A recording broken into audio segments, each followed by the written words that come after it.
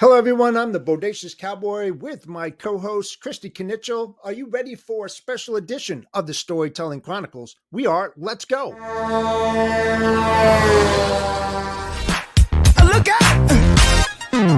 Pop, pop, it's showtime. Showtime. Guess who's back again? Oh, they don't know. Oh, they don't know. I bet they know as soon as we walk in. I'm wearing Cuban links. Designer mix. Inglewood's finest shoes. Don't look too hard, might hurt yourself. Known to give the color red the blues. Hello, Christy. We are back. I know it seems like it's been forever, but I guess it was a little needed break during the holidays and getting into the new year. So here we are. Absolutely. I can't wait to for you to introduce our new guest. For everyone out there who doesn't know me, I am the Bodacious Cowboy. Welcome to the Storytelling Chronicles, Life Lessons and Logistics, Empowering Women into Logistics. I am here with my co-host, Christy Knichel. How are you? Hey, doing great. It is great to be back, and we definitely have several guests set up. So excited for this year and kicking it off. And I think we have a really important announcement to continue to talk about. So, Jeff, you want to talk about that? Absolutely. For those who do not know, we have a special award for a special woman out there. We talked about it last year. We collected a lot of money, about $2,600, where we're going to select a specific woman who is either nominated or she nominated herself. We've got several already in-house that we're looking at. And then we're going to come to a decision about the first week in February. So if you didn't see our post content about the specific award, please check it out. Fill out the nomination form, get it into us, and Christy and I will look at it. And we hope the best for whoever is selected.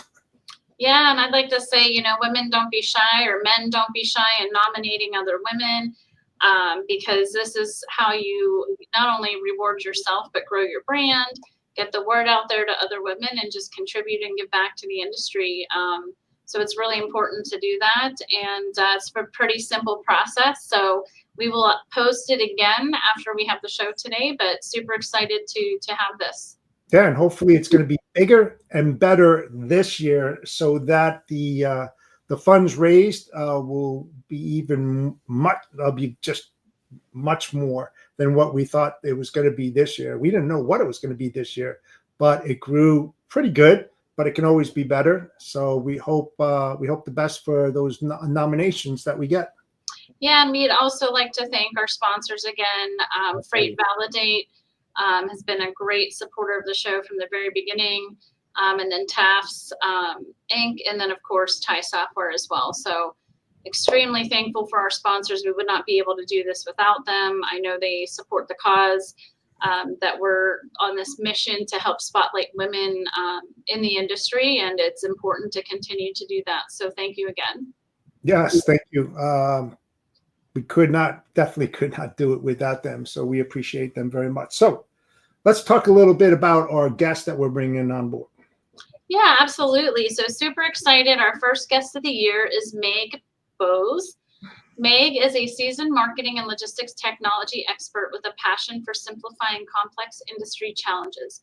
With a background in SaaS, partnerships, and brand strategy, she has played a key role in elevating companies like Thai TMS, My Carrier Portal.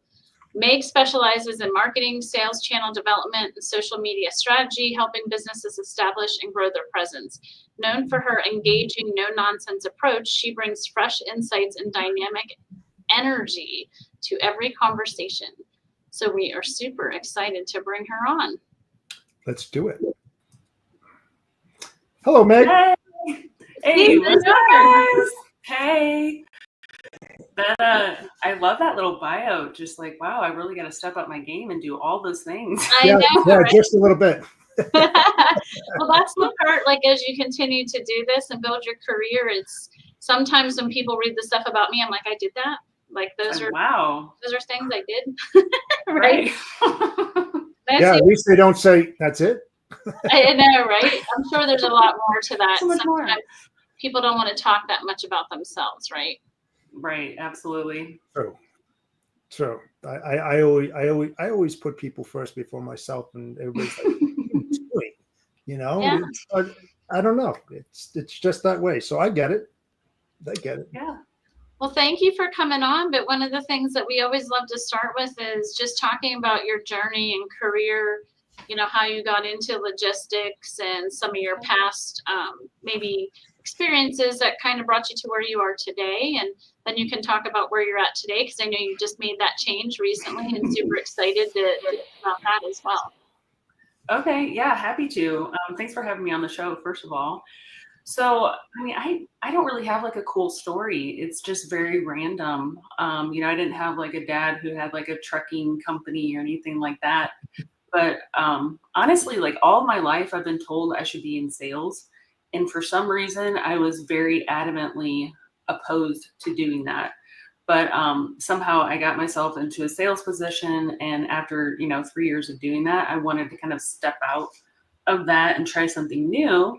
And I was just scrolling on LinkedIn, and I came across a post that Thai Software had posted, and it was a B2B sales position. I'm like, yeah, I'll give that a shot. So, being new to the space, I had no logistics background at all, guys. So Ty was really very awesome about letting me, number one, I got to shadow a broker for a couple days. I got to take a broker course. So I was really just trying to like dive into it so that I understood, what this industry is all about and the challenges they face. So I started at Ty. They took me on board, and I was in sales for, I guess, about 3 years there. And I started wanting to kind of, get into other things in the company. It was still small enough where I had the opportunity to do that. And I kind of migrated over to partnerships when I was there, and that was a lot of fun. And, when I started at Ty, it was a very small company. I remember being in the company meetings, and I could see all the heads on the Google Meet. Like you could see everybody. And then it got to the point where you had to like scroll over and over, to see everybody that was in the company. So I kind of wanted to get back to more of a startup feel, and that's what drew me to My Career Portal. And I was the director of business development over there. That was a lot of fun. I mean, it was a completely different role than what I had done before, but it also encompassed everything that I had learned up to that point. So I went there, and then as you guys know, they got acquired. And then they didn't have my position available.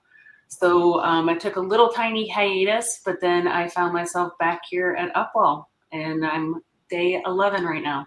Nice. Yeah.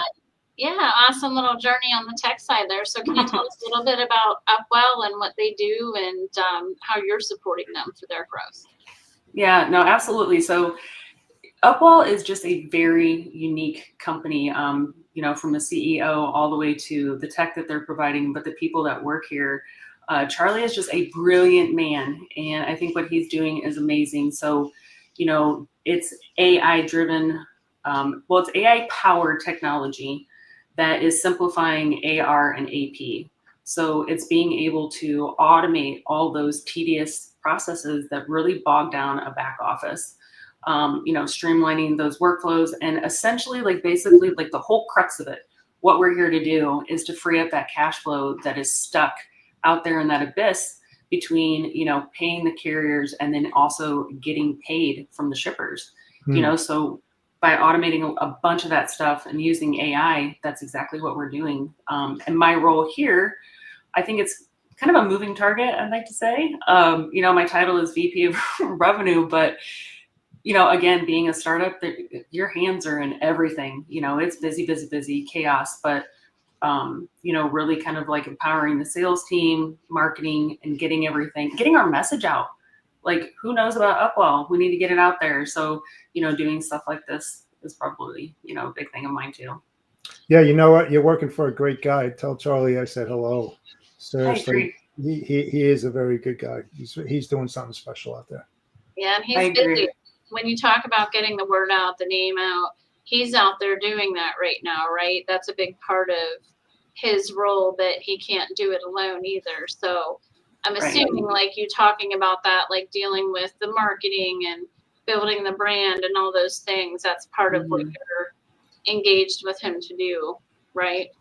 Yeah, absolutely. And actually just anything else that he throws my way, you know, I'm willing to do whatever it takes, but he leans on me heavily for that kind of stuff. And just really getting processes in place.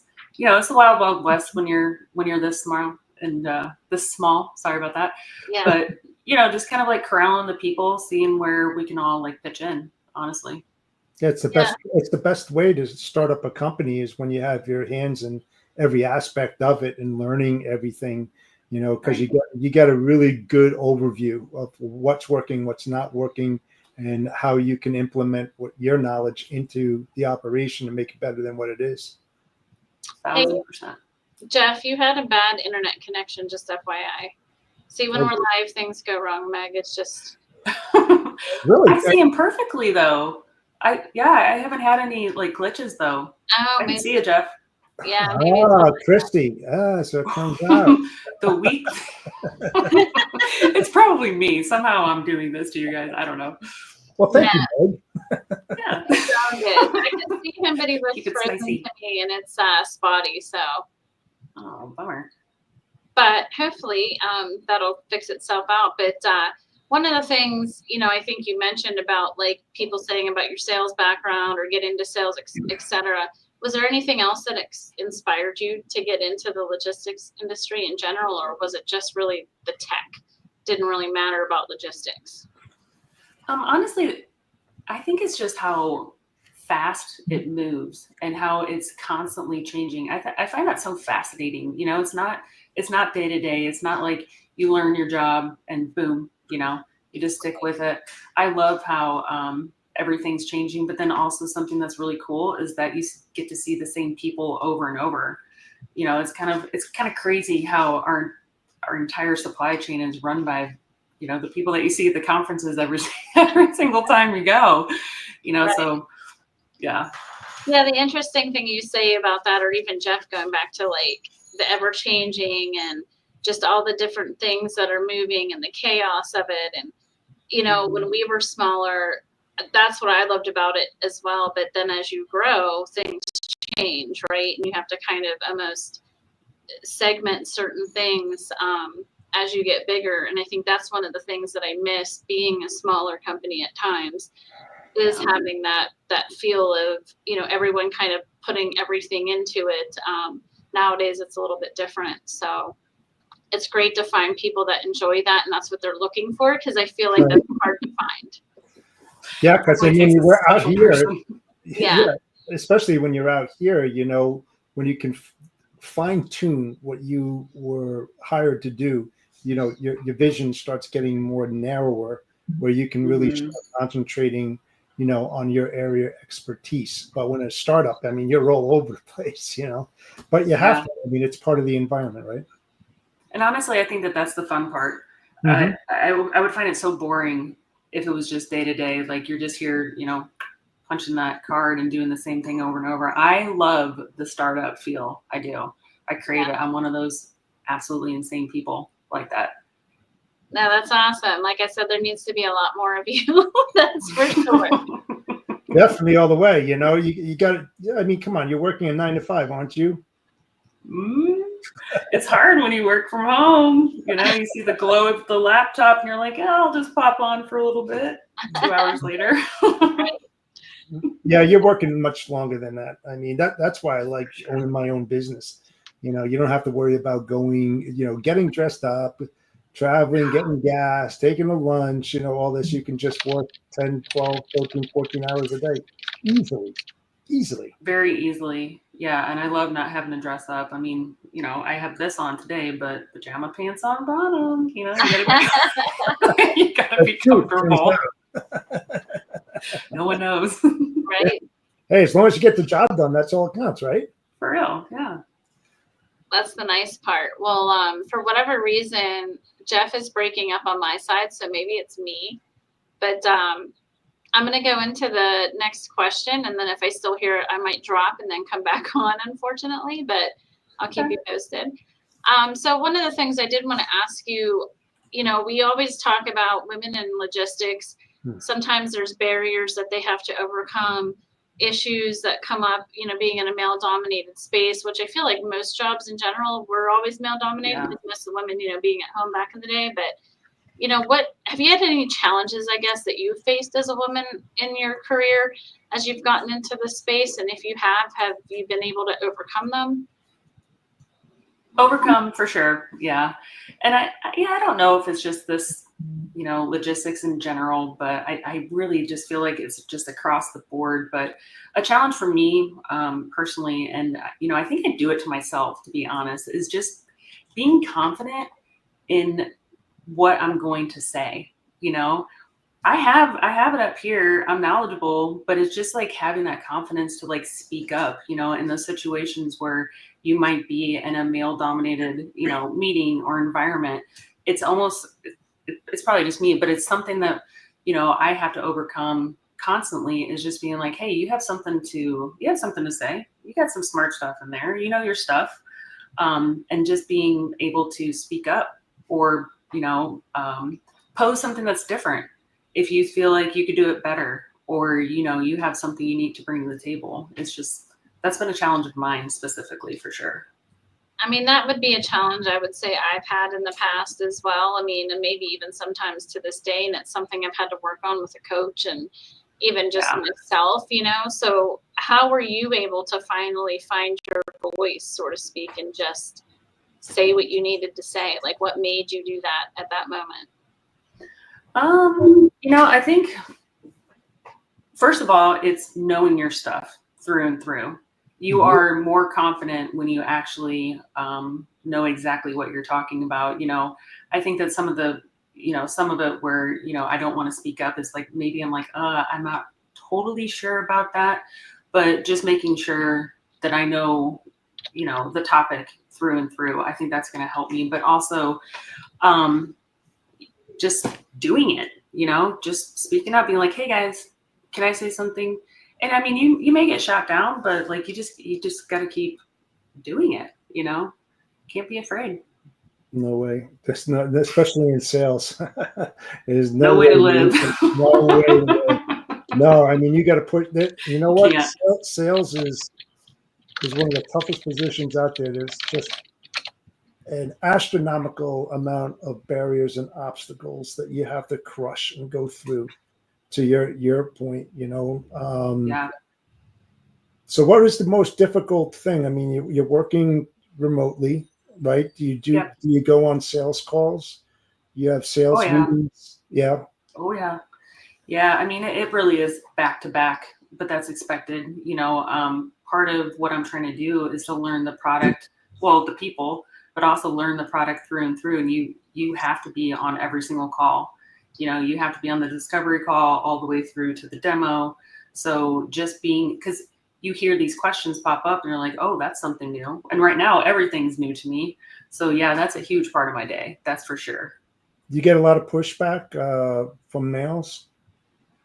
From where? Males? From males, yeah. I gotta say, I think I've been pretty fortunate, to be honest. You mean here specifically at Upwell, or just in general? No, just in general. I mean, because you're, sales-driven position. You're talking to both females and males. When you do talk to them, who's more receptive? Women are more receptive. That's something that I think that I did pretty well. Learning just how to do sales to the best of my ability is I always connected with the women. It's like you can connect on that level of like being a mom, or working and trying to be a mom. So always trying to find those ways to connect to people. But honestly, I think that people just resonate with folks, no matter if you're male, female, and just by being your authentic self. Yeah. I am not. Yeah, I am definitely not structured, and it's like I'm very off the cuff. I use my hands a lot, and I'm a loud talker, and I like to use humor. So I think just being myself has helped me connect to people, male or female, for sure. Was your mentor a male or female? My mentor actually was a male. Yeah, my mentor was Sean McGillicuddy. I'll give him props. He's a sponsor, so Go Tie Software. Love those guys. But yeah, he taught me a lot. He definitely taught me a lot about the closing process, because that was definitely a struggle of mine, is being afraid to ask for the money. You went through all this work. You're there to get the money. You got to close them. You got to get the sale. So yeah, he helped me a lot with that. Yeah, you're like me. I'm definitely a closer. I'm not a salesperson at all. If I get I don't know about that. Seriously, I mean, I think you're going to say the same thing. It's like when you get your foot through the door, you probably have about a 95% chance of closing that deal, because you know exactly what to say. But it's that opening that door that's the most critical part that I was like, no. But I'm learning. I am learning, but I'm good at closing for sure. Yep. I can see that. Yeah, just overcoming the objections. Like, okay, what timeline? Why doesn't the timeline work? Yeah, we can work with it. Sign up now. It'll be better. It'll free up your time. All that kind of stuff. So let me ask you this. I got a really good question for you. Do you take things personally? I mean, because you want to try so hard as a female to not just do your job, but get that buy-in from both sides? Like, do you take it, like, you walk away and say, man, I should have done something differently, or I didn't really like that, maybe I responded inappropriately or something like that? You ever have that feeling? Oh yeah. I mean, I'm constantly double guessing myself. I think I've gotten a lot better though. In the beginning, yeah, I would walk away from like a sales call or a lot of different things. I'd be like, oh my gosh, you blew it. You should have said this. It's like, that's not even what you were going to say. Why did you say that? But, I mean, I think things have definitely gotten better for me over time with that, 1,000%. But I think there'll always be some part of me where I feel like I could have done it better. Because I think you always can, So what would you say to the women out there who's in a sales role? Yeah. How to overcome that from your own personal experience, what we're talking about right now, those pressures, that emotions that's always driven into sales. A lot of women are more emotional than men. I mean, that's a fact. But oh no, you've had a lot of males who are more. You mean like in general, like you're saying that like more women are. Just in general, that they kind of take it more to heart on the interaction. So if you're going to give some advice to all the women out there who are in sales, what advice would you give them in order to step up their game in that type of role? I mean, I would say that you're gonna mess up. You're gonna make mistakes. And you're going to say the wrong thing, but there's always another deal.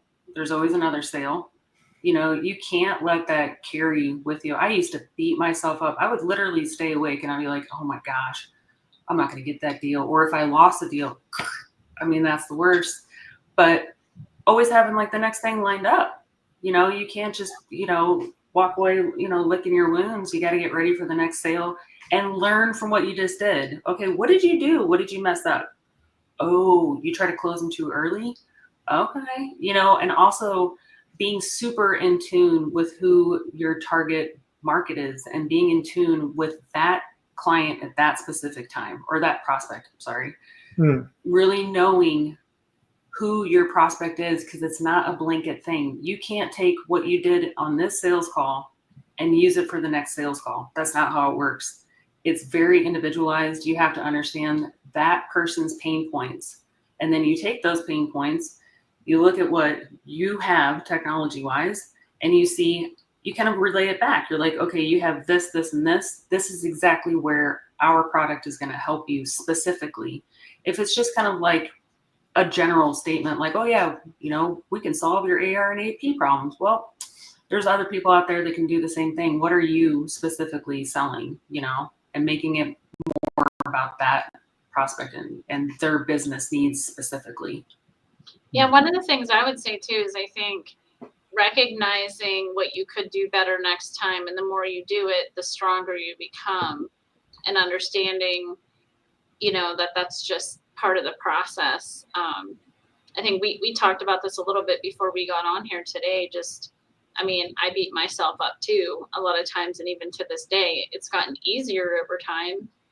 But even after 27 years, I still beat myself up over things that, you want to get better at. But at the end of the day, you have to be able to put the time and effort to learn and continue to listen. But don't give up. I think that's one of the biggest things is just don't give up on those situations. 1,000%. No, I concur. Mm-hmm. Yeah, no, for sure. And one of the things you talked about too is how this industry is ever evolving and changing. Like, how would you say you stay ahead of that in this industry that's constantly bringing out new tech, and there's a problem, right? And you think there's one tech company, now there's 10 that popped up. So how do you stay ahead of that? In general, like how I like to, keep up in an ever evolving industry is just stay connected.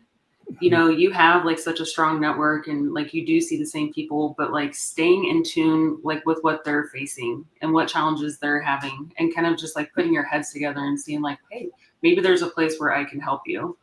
But then, on the tech side, you have to be willing to adopt these new technologies that come out that help you with your job. I don't think that I could survive without ChatGPT right now. We use it.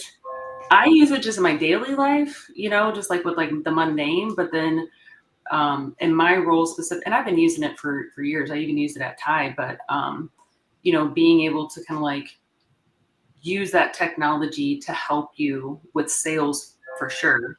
What we do, and I think it's working very well is, so we have Firefly that's on our sales calls, discovery calls.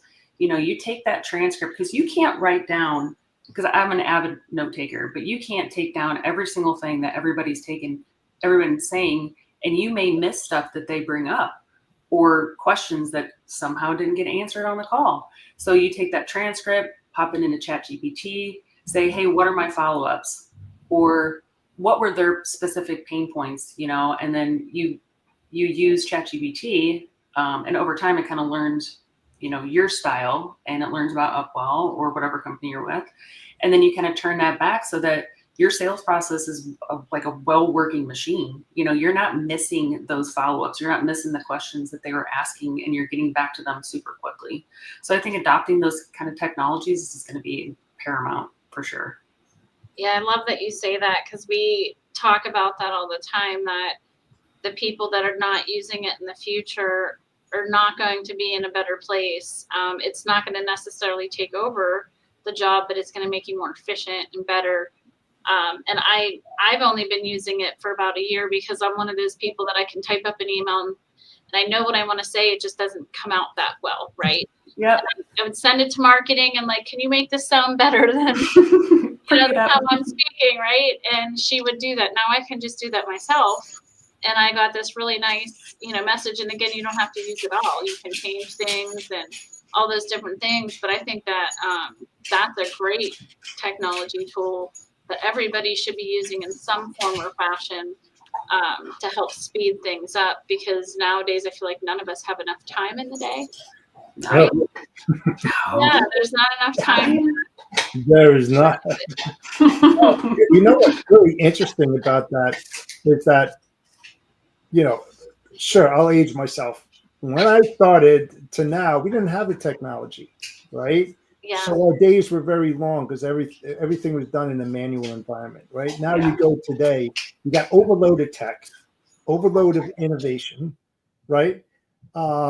And the thing is that even though you're leaning on that AI and all the other different tools, you can't just take it verbatim and just put it out there. You must read what's being generated, because there may be some words and stuff that they put in there that you may not recognize. And the reason why I say this is for the younger women out there who are trying to do the best job that they possibly can and get ahead of the curve. But if they happen to send something out and they don't have the experience like you, Meg, or Christy, and they get that opportunity, all of a sudden they could easily get lost if they didn't read what they sent and it said something that you didn't know because you didn't. You know what I'm saying? It can dangerous. It could be, it's very efficient. It's great, but it could be very dangerous at the same time. That's so funny that you say that, because I can spot ChatGPT from a mile away. If somebody's using it for like social media and they're not doing exactly what you just said, oh, you have to kind of massage it, because it comes out kind of robotic sometimes. And it's like, ugh, where'd that word come from? Yeah, you definitely have to edit it and make it your own, you know? Yeah, because you can tell, oh, that's not him. Oh, that's not her. No, that Like, doesn't I sound know. anything like you. There's no way. It's funny you No. say that. My whole team says that. I'm all like, hey, that email that I sent to CSX, like, they're like, we know you use ChatGPT, because they know that's that's what I want to say. It just doesn't come out with that, the words, like all of that. Even the questions I sent you, that was ChatGPT. Hey, I did not spot that. So you did good. There you go. She just wrote down Meg, and it said, "Oh, I know her," and it's just started writing. Boom, out it goes. Yeah, That's no, scary, though. yeah, no, I mean, scary.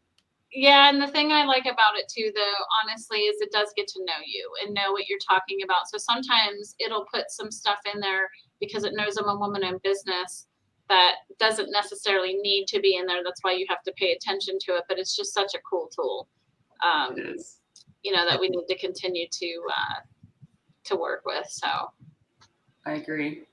Yeah. You got to learn this new technology. If you're not learning something new every single day, you're going to get lost in this business really, really quick. I mean, the evolution of logistics is going as a speed of light.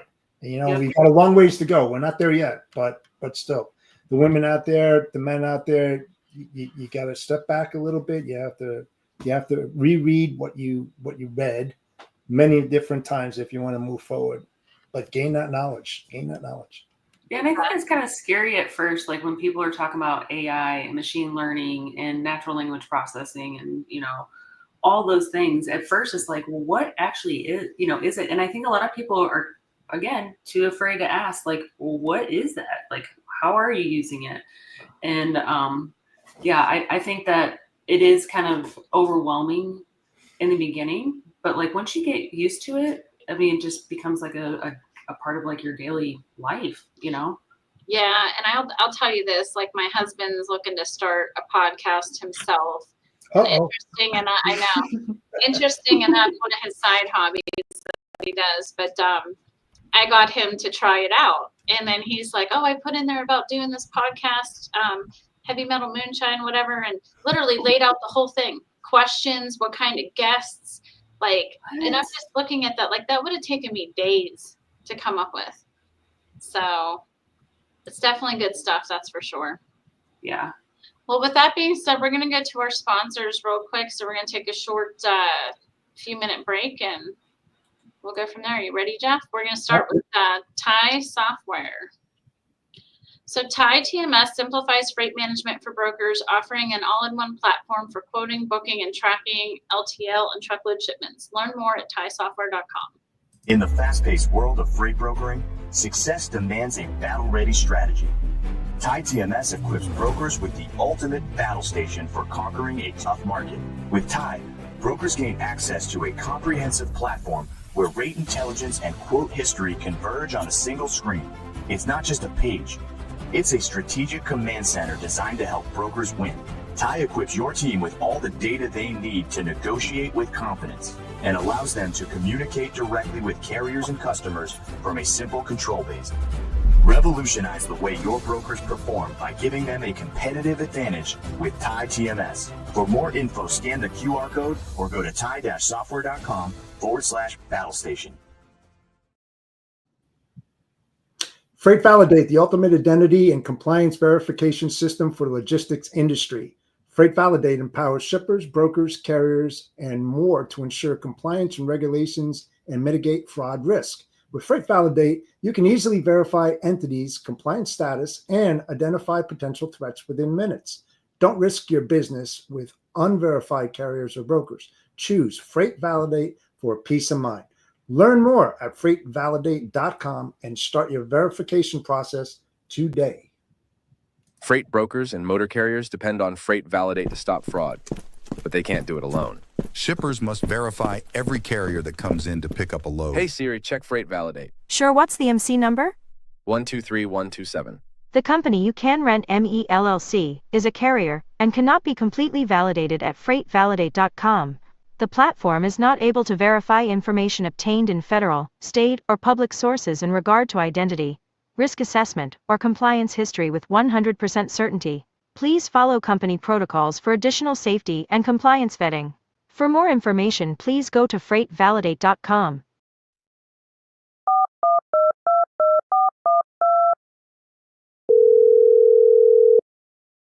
Fly-by-night freight brokers, how can I help you? Mr. Broker, why did you send me this carrier? They are not validated on Freight Validate. Please do not send me any carrier that is not validated on Freight Validate. If you are not using Freight Validate, I suggest you start. I'm sorry, we cannot load you. Your company does not meet our compliance standards. Please call your dispatcher for more information. Fraud starts with fraud. It ends with Freight Validate.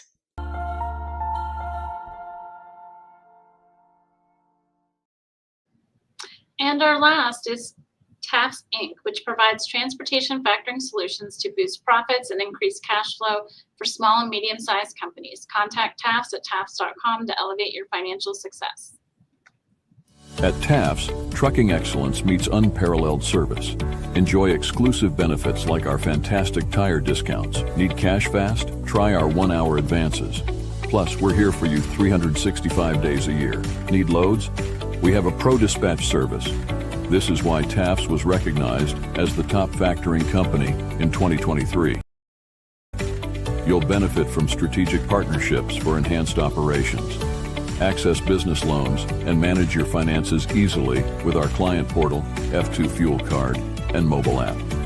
At TAFS Factoring, we're more than just a factoring company. We're your partner in success. Contact us today to see how we can help your trucking business thrive. And we're back. And we're back. See, that was painless. Yes, it was. Well, let's jump back into some of this, going over your career a little bit. Have you had the opportunity? I know you talked about being mentored by Sean over at Ty, but have you had the opportunity to mentor someone or, have women reaching out to you, asking you for advice? Like, has that happened? I feel like there's a lot more of that going on, but maybe it's not so, pen and paper, hey, we're doing a mentor thing, but just curious of your thoughts. Yeah, actually I have, and I'm always honored when people ask me for advice. I'm like, oh, of course, I had a really good opportunity when I was at My Career Portal to mentor a friend. She's a friend, Danielle, because when I first, got over there, I'm sorry, I'm going to shut my door. My husband just got home and my dogs are about to go crazy.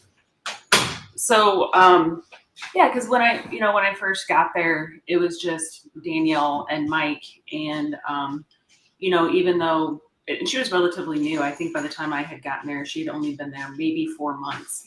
And this was her first sales position. She was actually a broker for years, but then she transitioned over there and was in the sales. So she really didn't have any clue how, to do that. And so I felt really honored and, privileged that she came to me, always asked me questions like best way to do stuff. And she very, very quickly transitioned into a powerhouse salesperson. So I feel like I'm really happy that I got to be like a part of that growth. And yeah, so I would consider her a mentee. Yeah. Yeah. No, that's awesome, because I feel like that's what it's all about, is giving back your knowledge to help someone. But I think most importantly, people have to ask.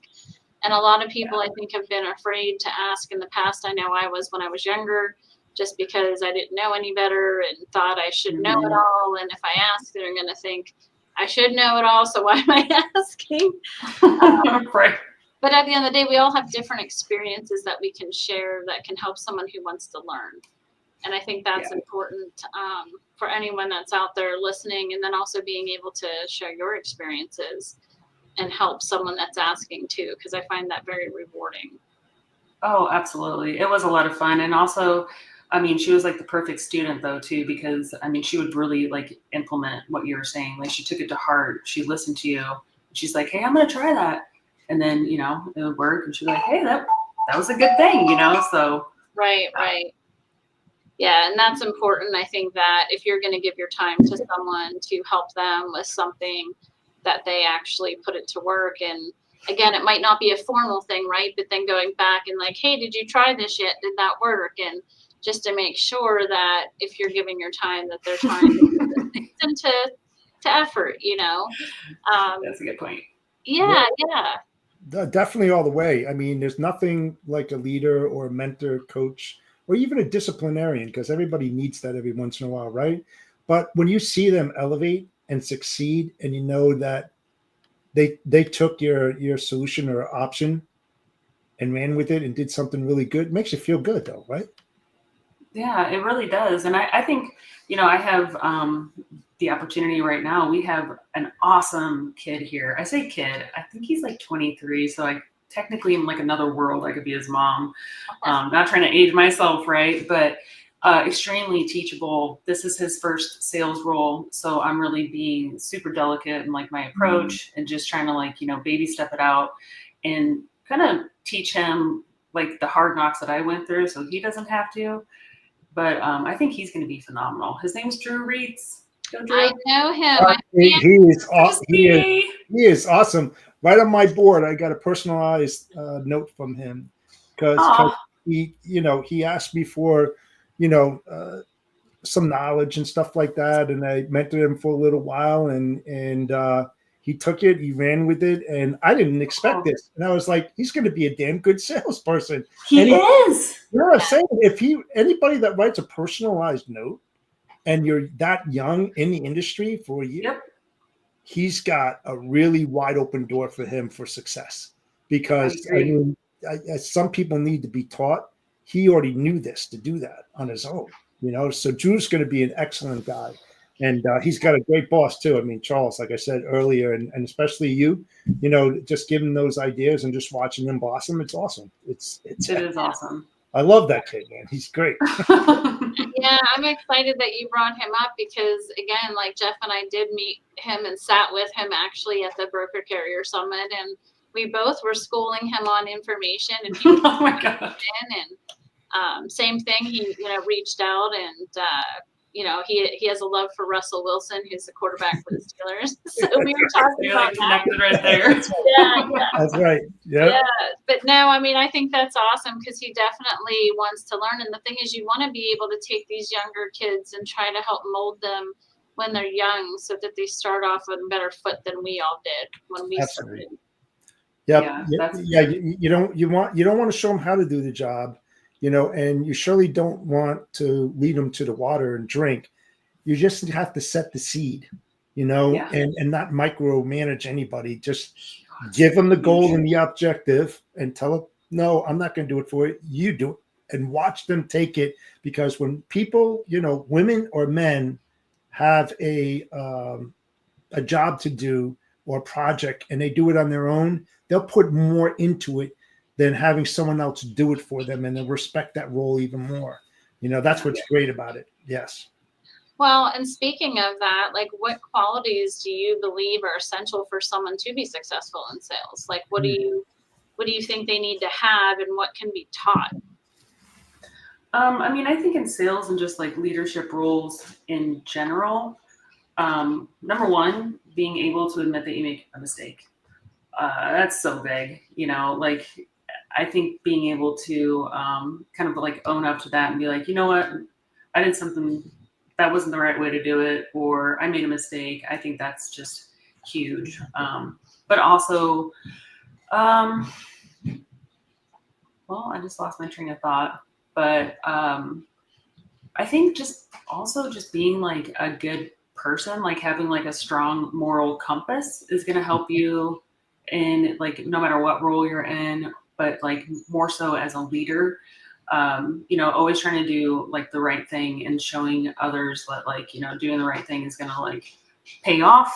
I think that's kind of underrated for sure. I agree. That's actually one of my values. Do the right thing. Do the right thing. Yeah. Yeah. At Yeah. the end of the Even day, when that's you're, what it's all about. yeah, I mean, even when like I don't know, the easy way out would be the better way, but like, I think that's just going to make you a better person. But then also the people looking to you, they're going to also hopefully implement that the next time they come across something like that. So. Right. And another group that I'm a part of, like a CEO group, this one woman always talks about, do they want it as well? Because they have to want it. And I feel like being able to see if they have that drive in them, kind of going back to Drew for a second, he's inquisitive. He's asking questions, not afraid to be in a room of people he has no clue who they are and going up and talking to them. Like those are all important things, I think, initially too. And personality. At the end of the day, like I tell my sales team, like you have to get people to like you. Who cares about the company at this point? If they don't even like talking to you, you're not going to be able to sell anything to them. That's right. That's so big. Yes. Yeah. And we've had to move salespeople around to different accounts where this guy couldn't close it, but this person did. And personality, I think, is huge. It's about building your brand and who you are, and do they want to work with you as a person? Definitely. We used to have a thing called MAP, and that was Management Assessment Program. And it was a process that you pick an individual in a specific department, and you mentor and coach them because you know that they have it in them, that skill level, like you were just talking about. You know, they have a personality. They're outgoing. They're not an introvert. They know their job pretty well. And you kind of put your focus on that because you know that they're going to have a high probability of success than others that work within the department.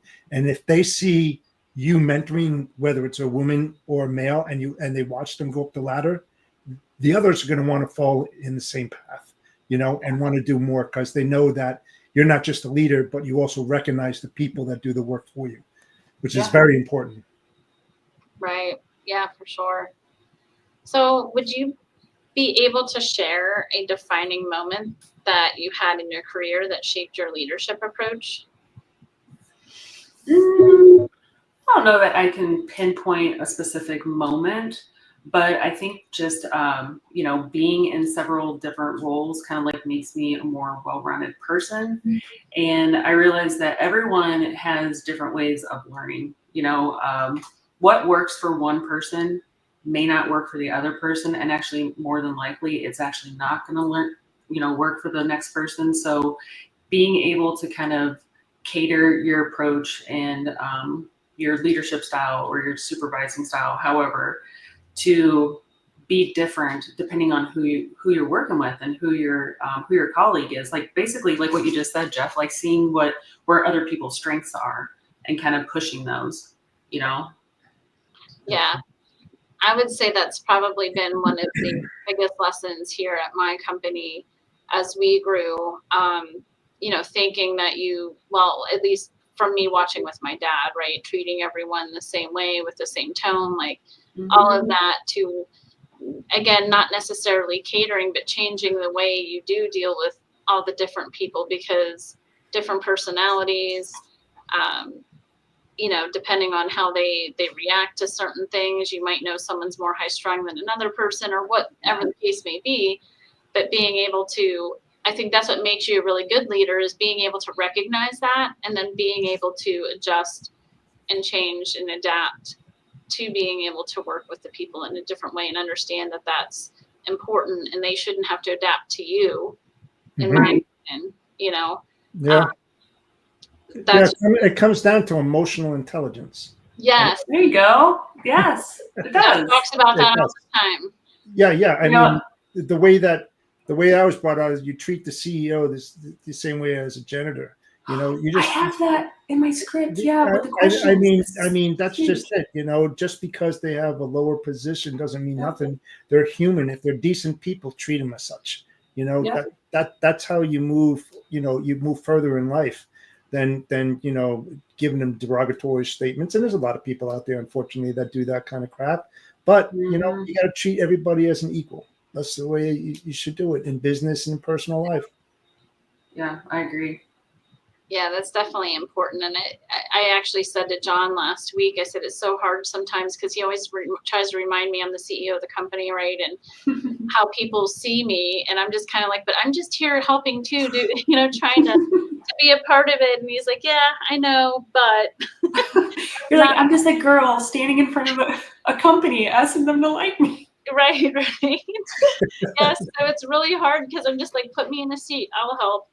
Put me over there. I'll help. Like, they're like, no. Right. I'm like, but yes, I can help, do those things. But because that's how I see it. You should not treat those people differently. And we're just like everybody else in those roles. And I think it's important to recognize. Definitely. Yeah. Amen. Yeah. Definitely. Exactly.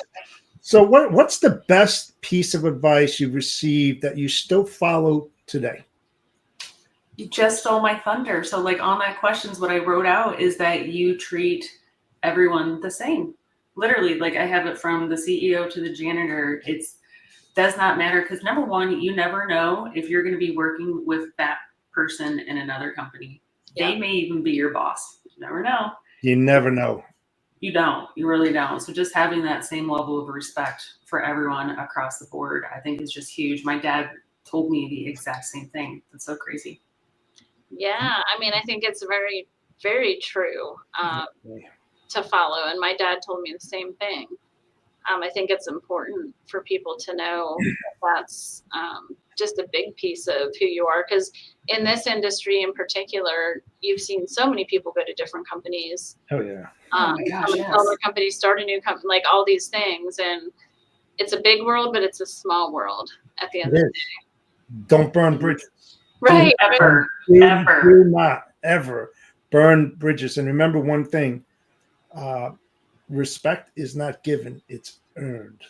It earned, so to your, to what you were saying, treat everybody with respect, don't be ego driven. Do not be ego driven, be able to say no, or I don't know. It makes you human because not everybody out there, is a know-it-all. I'm sorry, guys. I'm sorry. You do not know it all. Either do I. None of us on this podcast knows it all. We know a little bit, but we don't know it all. And you have to be willing to accept that and be able to say that. It's one of the toughest things to do in this industry in logistics. It really is, to say no, and I don't know. Right. Well, and I think, again, it goes back to, at least for some people, I feel that you almost feel like you have to know it all. So maybe some people act as if they do, and you can usually tell. But I think when I learned it was okay to not know it all, even though I still struggle with it, I think I've become a lot better in my leadership style and being able to reach out to people and ask those questions and be okay with not knowing all the answers. Absolutely. No, I'm sorry. I don't know. Are you talking revenue? No, but listen, I got a friend that knows revenue. She's actually a vice president of revenue. Go talk to Meg. What's wrong with that? Yeah, there's nothing wrong with that. And that's one of the things I love about Charlie. I mean, just like that situation happened. So when I started in this role, all these AP, AR, accounting words were flying around, and I'm like, what? And ChatGPT couldn't even keep up with me. So I literally had to say, like, I don't know what you're talking about. Some of like these acronyms or, because I didn't come from like an accounting background. So I'm literally learning everything right now. But Charlie was really good about that. And, just saying, like, if you don't know, it's okay. You're not, we don't expect you to know. So then I felt super comfortable just like asking those questions that I thought were going to be stupid, about like the accounting basics, so, but I mean, it's amazing how quickly you kind of like pick up on stuff and learn and just kind of roll with the punches. Yeah, I love that story that you shared because that's important for people to know, for sure. Yeah.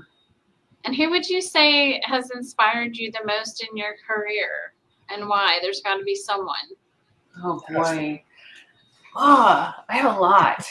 I don't know if it's like necessarily career, but I think a lot of like how I present myself and like especially my work ethic comes straight from my mama. She is a super hard worker, and she found that delicate balance between work and kids, so I have to give her props. I mean, she instilled this ferocious work ethic in me, and it's been what's really kind of like helped me throughout my entire career,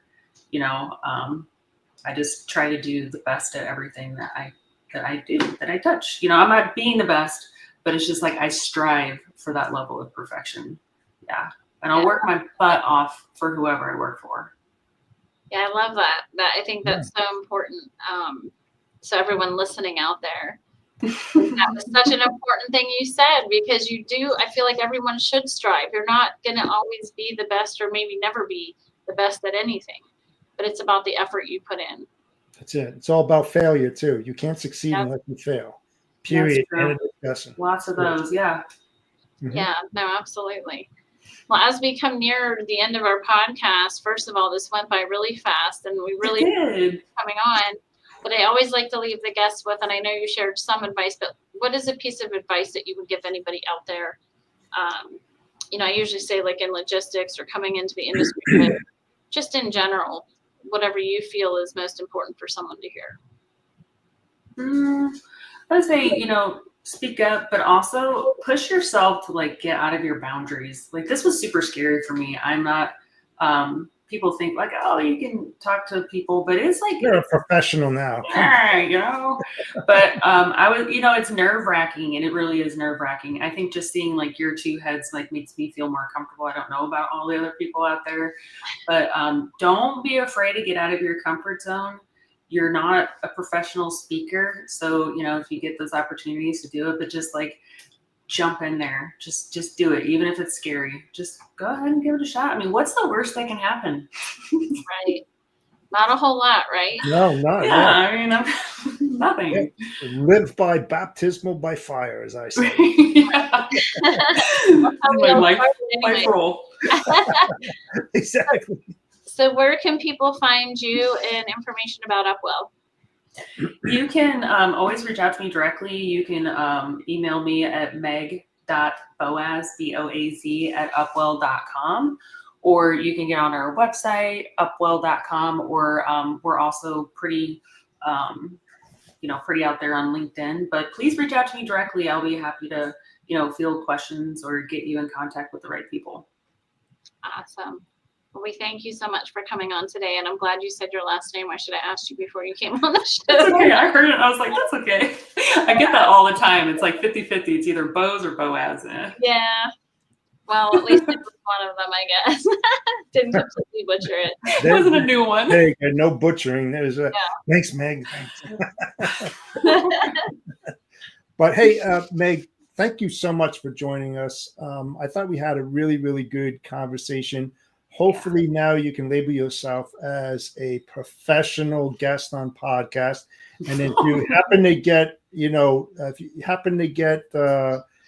request for you to go on other podcasts, just want to let you know, Christy and I had nothing to do with it.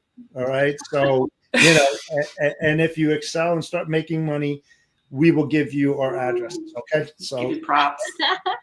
I have to say though, you are a very good conversationalist, both of you. So you made me feel super comfortable. So I have to give that right back to you and say thank you for making this whole thing like actually enjoyable and not like, it was great.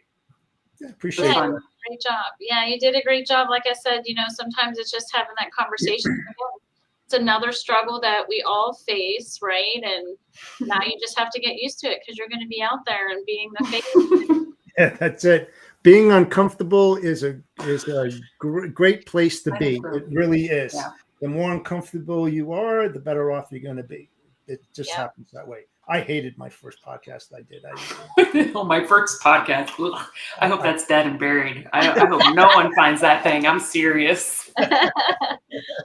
But thank you, Meg, again for joining us. I hope that you join Christy and I at a future date. Yeah. I thought it was a great conversation. Thanks for sharing about you and your career. It was awesome. And then everyone out there, thank you for joining us again. My name is the Bodacious Cowboy, and this is the Storytelling Chronicles, Life Lessons and Logistics, empowering women into logistics. We will be back in 2 weeks with another special guest. I hope that you'll tune in. Make sure to follow the Bodacious Cowboy podcast channel on YouTube. Follow us on LinkedIn and also Facebook. And we'll see you the next time. Everybody have a great week, and we'll see you soon. Thank you. See you guys. Yeah.